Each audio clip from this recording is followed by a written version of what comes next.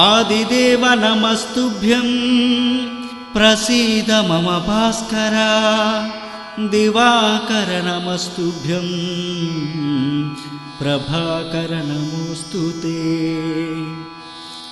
सप्तस्वरदमारूढं प्रचण्डं कश्यपात्मजं श्वेतपद्मधरं देवं तं सूर्यं प्रणमाम्यहम्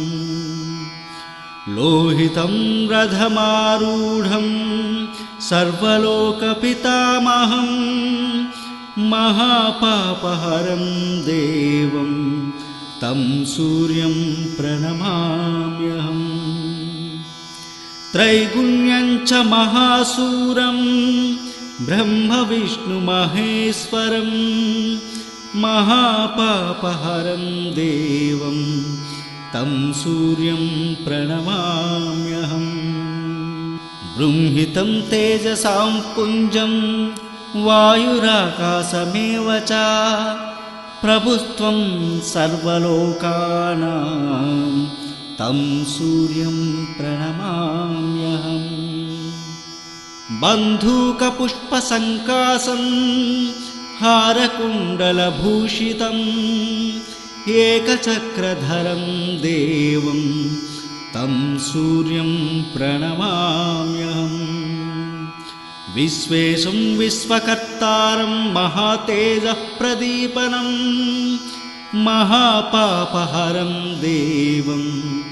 तं सूर्यं प्रणमाम्यहम् श्रीविष्णुं जगतां नाथं